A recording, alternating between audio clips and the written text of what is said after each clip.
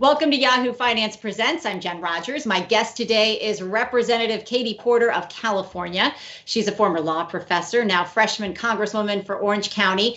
She is a tough consumer protection advocate, but you might know her best from her devastating questioning of Trump appointees and bank CEOs.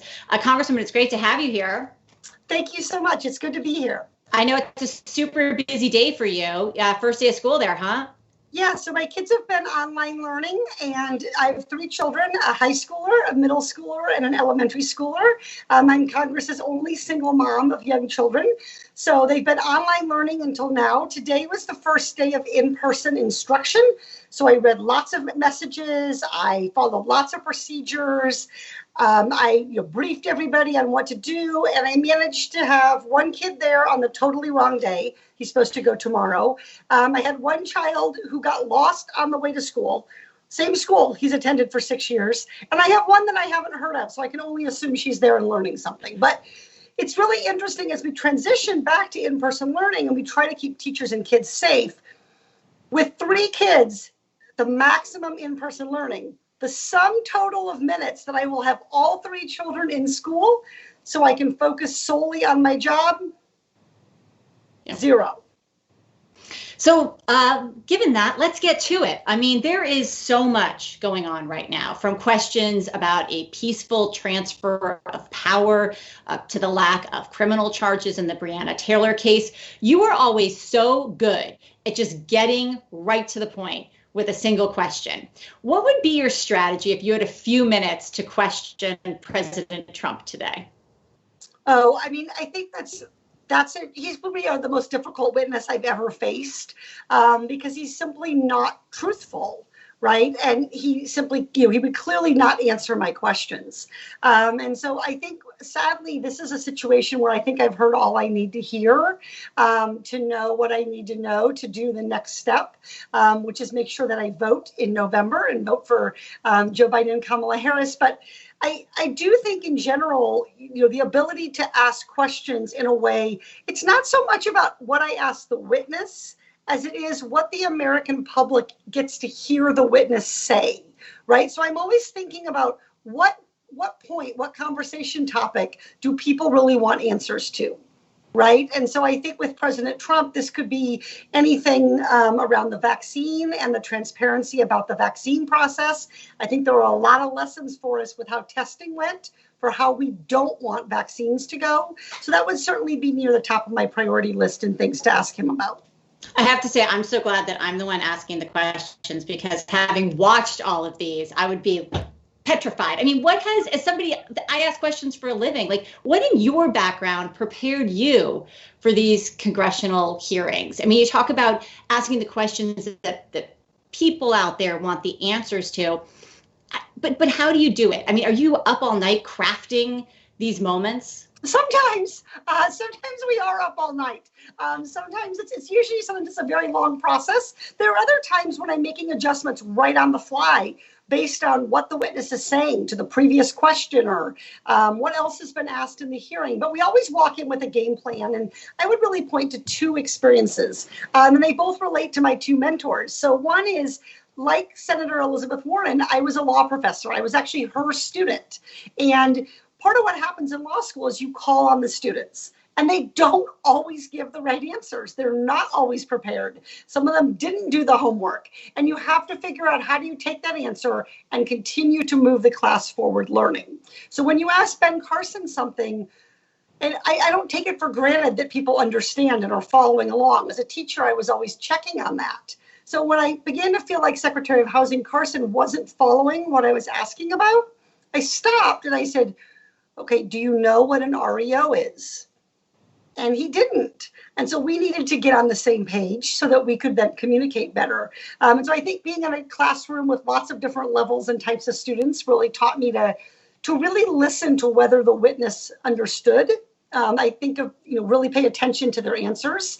And then the second thing is the work that I did with then Attorney General, now Senator Kamala Harris, running California's statewide foreclosure prevention program, trying to communicate, watching how the banks were just burying families in jargon and nonsense. You would get this letter, and the 6th page of the letter would say if you fill out this form, you might be able to save your home. And so really trying to work on how to communicate more clearly in an area as technical as mortgages and loan modifications.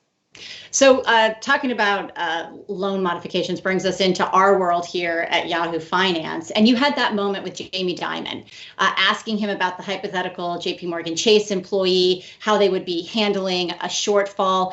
You also more recently had that moment with the Postmaster General about the price of a postcard. So what does it tell you when they don't answer and know?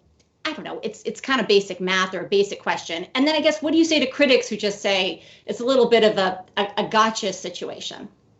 Well, so look, I think one, every American, regardless of their party or their ideology, should feel that the people holding these positions in government are qualified to be there.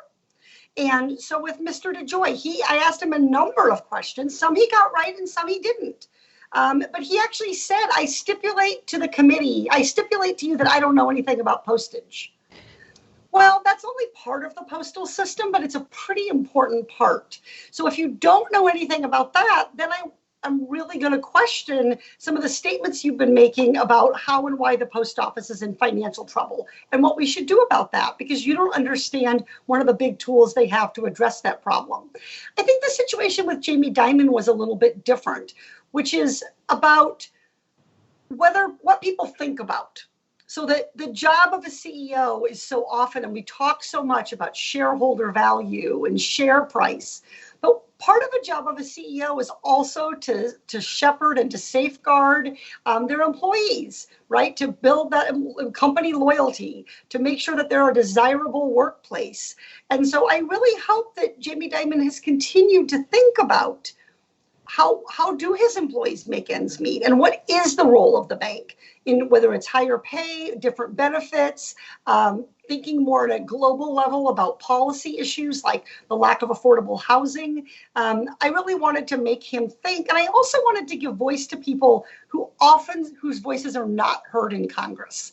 The reality is most Congress people come from wealth. Most Congress people, a lot of them come from political families. And so to say, what about the single mom living in a one-bedroom apartment with her 6-year-old daughter?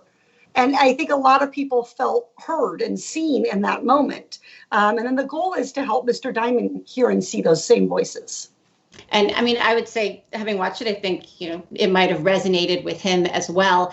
Just a little bit more on Jamie Dimon, because you have him featured in one of your campaign ads, just in a little picture. Talk about big banks, drug companies, Washington liars, cheaters, and scam artists. And, what is Jamie Dimon and also, Wells Fargo CEO? Are bankers just bad? Oh, heck no.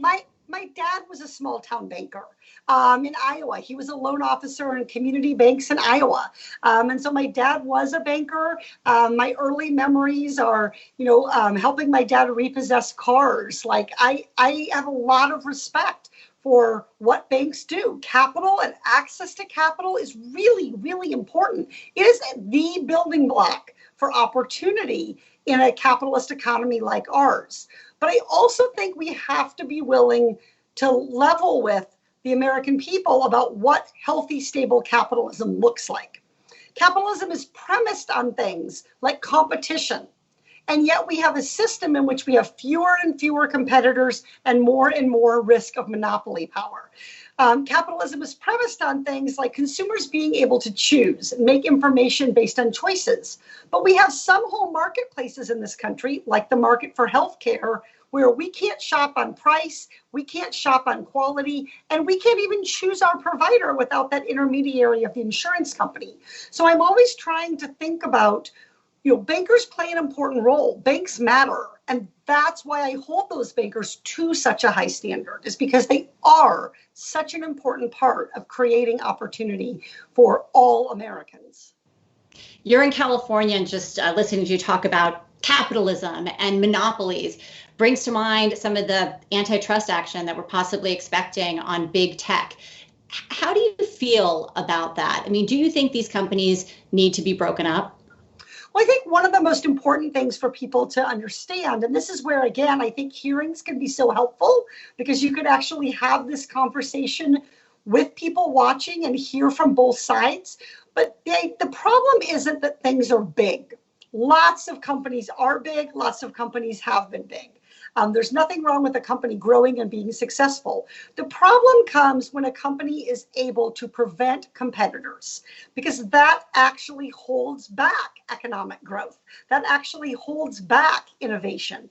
So if we have a situation where a company like Google or a company like Facebook controls so many aspects of the marketplace that we can't innovate and we can't have competition, that's setting back our economy. That's not helping it be an engine forward. So I think the question to understand with those companies is not to people to think that it's big is bad. Same thing I would say about the banks. There's nothing per se wrong with larger banks versus smaller banks. It's what are they doing with their size?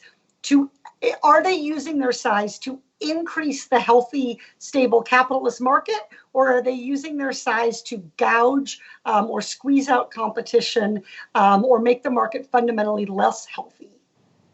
So we started this conversation talking about getting back to school, how much time you have without any of your kids around to work, which was the big donut. You are a working mom, the only single mom in Congress. How worried are you about working moms right now? Because women shoulder more of the responsibilities at home. We now shoulder more of the responsibilities with virtual school. And, women and minorities have been disproportionately affected by layoffs and furloughs already. So do you think that 2020 will be a step back in terms of equality? I do think there's a very, very real risk of that. And I am very worried about working parents generally. Now, I'm worried about COVID has created lots of worry about lots of kinds of people. But I do see a light being shown on the plight of working parents. And it's causing some people, I think, to see a problem that was there long before the pandemic, which is that childcare is very difficult to find, that it's extremely expensive, and that women and working parents, whether it's a single grandparent, for example, raising a grandchild, these working families, working parents really are the backbone of our economy. They're big contributors to our GDP. So if we don't have public schools that are safe for our kids, whether it's the pandemic or we're talking about prevention from gun violence, if we don't have affordable childcare, that you can actually work full time and be able to afford to have your kid go to an affordable quality after school program, people will exit the workplace. And we are seeing women do that now, disproportionate to men. So when you look at job loss, clearly every pocket of this country and every pocket of the economy, we have seen job losses and income losses. But it is more severe for lower income folks. It is more severe. And part of what makes people lower income is being a single parent. That's one of the best corollaries with being lower income. And so I am really worried about working moms and working families right now. Representative Katie Porter of California, thank you so much for joining us today. Great to get a chance to talk with you. Thank you.